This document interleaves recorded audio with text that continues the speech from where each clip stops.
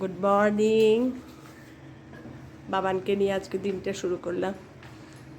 সুপ্রভাত বন্ধুরা। কারণে অকারণে ব্লগের আমি শিবটা বলছি। তোমাদের কালকেই গল্প করেছি যে বাবান আমার কাছে ছিল রাত্রিবেলায়। আজ এই ঘুম থেকে ওঠালাম, এখন বাজে সকাল 7:15। আজকে আবার ওর এখন বাজে সকাল 7:15 বেজে 20, এখনই পাপা চলে আসবে নিতে।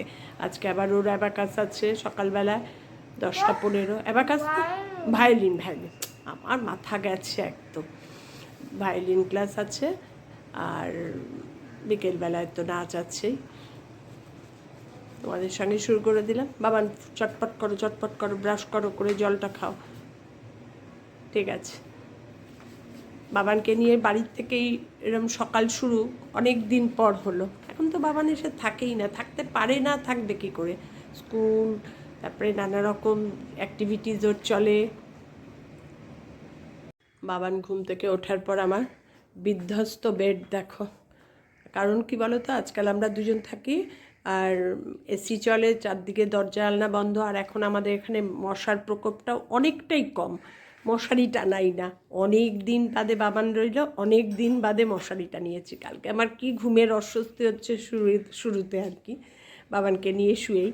আর বাবানের তো আনন্দ আনন্দ জানো না, একবার ওর এত আনন্দ জানো না, একবার দাদুর দিকে ঘুরে ফিরে গলা জড়িয়ে ধরছে, একবার আমাকে। অনেক দিন পর থাকলো আর কি আমার কাছে। ঠিক আছে, বাবানের একটু আনন্দ মুখর। বাবান গুড মর্নিং বলে দাও। এ কি এই এখনো গুড মর্নিং হয়নি। রোজ ভোর 4:45 থেকে 5টার মধ্যে গুড মর্নিং হয়, আর এখন 7:20 বেজে গেছে, বলে গুড মর্নিং হয়নি। ঠিক আছে, টাটা।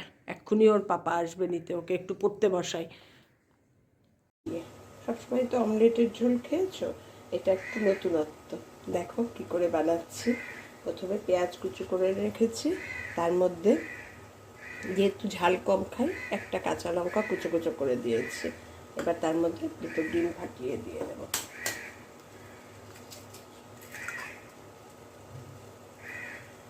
আমার প্রয়োজন দুটো ডিম, তাই আমি দুটো ডিমই ফাটাচ্ছি।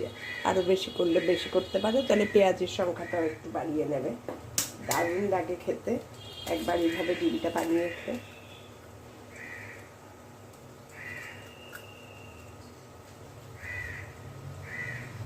এবার এই ডিম যে ফাটিয়ে রেখেছি পেঁয়াজের মধ্যে, এর মধ্যে দিয়ে দেব নুন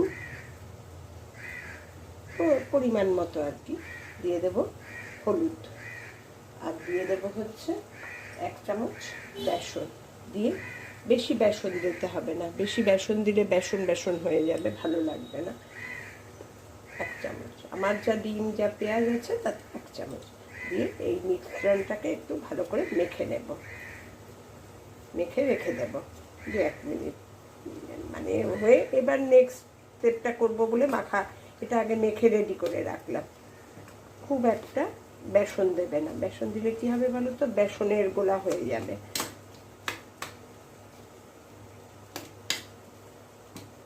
আর যদি মনে করো পেঁয়াজের মানে ডিমের আস্তে গন্ধ লাগছে না, গরম মশলা গুঁড়ো দিতে পারো, আমার তাতে কোনো অসুবিধা নেই, পেঁয়াজ আছে, কোনো অসুবিধা নেই। পেঁয়াজের সঙ্গে যে ডিমটা পেঁচিয়ে বেসন দিয়ে মাখিয়ে রেখেছি, তার মধ্যে মনে হলো একটু ধনে পাতা দিলে ভালো হয়। নেক্সট স্টেপ করার জন্য একটু ধনে পাতাও দিয়ে দিলাম। দিয়ে এবার নেক্সট স্টেপটা করছি, তোমাদের দেখাচ্ছি কীভাবে কী করছি।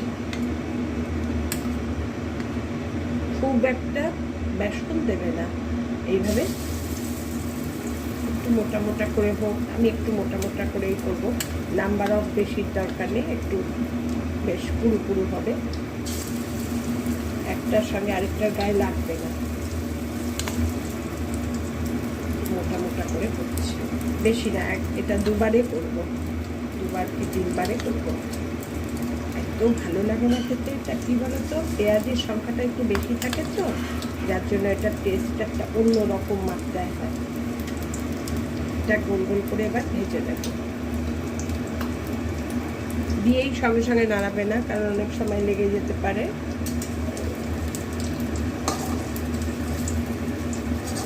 আমি যেহেতু করে অভ্যস্ত, আমি তাই একটু নাড়িয়ে নাড়িয়ে দিচ্ছি, একটার সঙ্গে আরেকটা যাতে না নাড়ে। যারা নতুন করছো তারা দিয়েই সঙ্গে সঙ্গে নাড়াবে না, তাহলে ভেঙে যেতে পারে। এবার উল্টে পাল্টে একটু ভেজে নেব। দেখো কি সুন্দর। এই যেহেতু একটা গায়ে একটা লেগে যাচ্ছে, তাই জন্য একটু এরম হয়েছে, কোনো অসুবিধা নেই তাতে। দারুণ হচ্ছে না? এটা তুমি শুধু শুধু চায়ের সঙ্গেও খেতে পারো, জাস্ট লাইক পেঁয়াজি হয়ে যাবে, পেঁয়াজ যেহেতু বেশি আছে। দেখো কি সুন্দর ভাজা হয়ে গেছে তিনটে। এইভাবে সবগুলো ভেজে নেব, একটু মোটা মোটা করেই আমি ভাজি।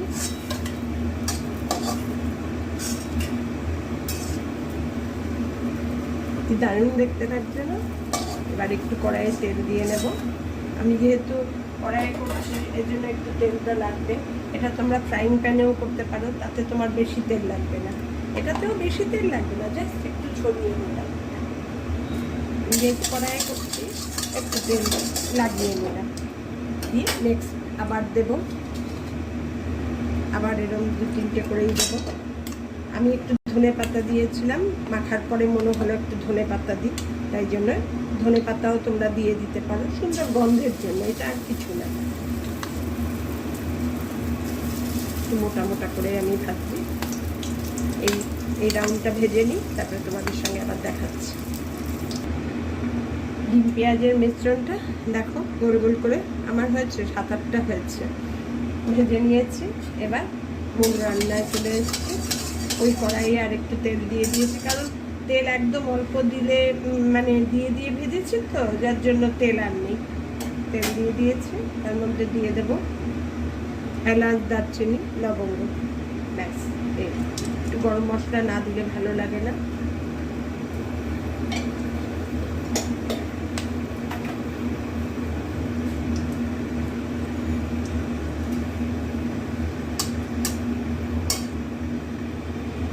এবার এই তেলের মধ্যে দিয়ে দেবো একটু কাঁচা পেঁয়াজ আর টমেটো। কাঁচা মানে দুটো পেঁয়াজও দিলাম, এবার বাটা পেঁয়াজ, রসুন, আদা, কাঁচা লঙ্কা একসঙ্গে পেস্ট করে রেখেছি, সেটাও দেবো।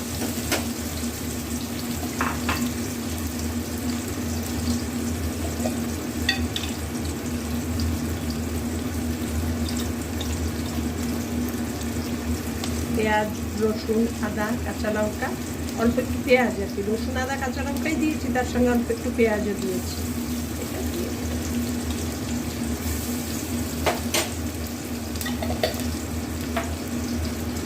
যেরকম ডিমের ঝোল করি আমরা ক্যাজুয়াল, সেরকমই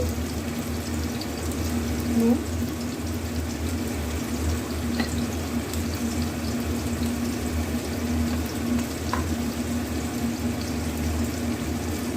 কাশ্মীরি লঙ্কার গুঁড়ো,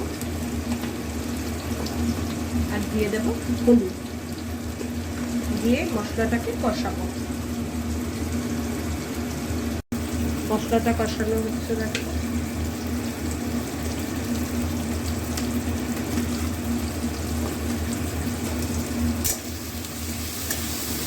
সুন্দর একটা গন্ধ বেরিয়েছে, গরম মশলা পেঁয়াজের সঙ্গে একটা সুন্দর গন্ধ বেরোয় না? এবার একটুক্ষণ ঢেকে দেবো, ঢেকে মশলাটাও কষবে আর টমেটো সব কিছু একবারে ভালো করে মিশিয়েও যাবে।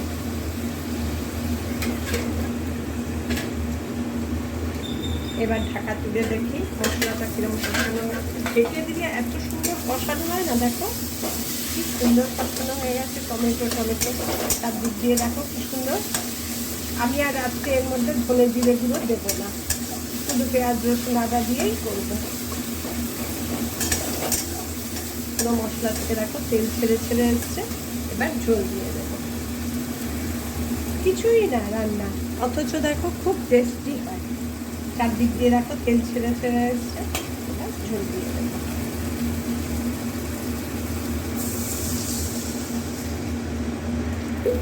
ঝোলটা একটু পরিমাণ মতো দিতে হবে, কারণ নাহলে ঝোল শুষে নেবে। এবার ঝোলটা ফুটে উঠুক, আবার একটু ঢেকে রাখবো। ঝোল দেওয়ার পর একদম ফুটে উঠেছে। এবার এই যে পেঁয়াজের আর ডিমের যে মিশ্রণটা বানিয়েছি, এটা দিয়ে বেশিক্ষণ রাখবো না, এটা দিয়েই উপরে ধনেপাতা ছড়িয়ে গ্যাস অফ করে দেবো। কারণ এটা দিয়ে বেশিক্ষণ রাখলে একটু হলেও বেসন আছে তো একদম নুনিয়ে যাবে। দারুণ দেখতে হচ্ছে না? খেতেও তেমন ভালো হয়, তেমন ভালো হয়। এই যে ফুটে উঠছে, এটাই ঝোল একদম টেনে শুকিয়েই যাবে। এরপর কমপ্লিট আমার রান্না। এবার একটু ধনেপাতা ছড়াবো।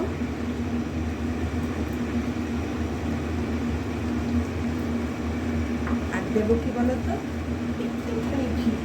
একটু ঘি না দিলে একটু টেস্ট সেইভাবে আসে না, একদম একটু একটুখানি জাস্ট ঘিটা মাঝখানে দিয়ে গ্যাস অফ করে দেবো। কমপ্লিট আমার ডিমের কচুরির কারি। যাই নাম দাও তোমরা দিতে পারো, আমি কোনো নাম দিইনি। কেমন লাগলো জানিও আমার এই রান্নাটা। ভালো লাগলে লাইক কমেন্ট শেয়ার করে দিও। টাটা।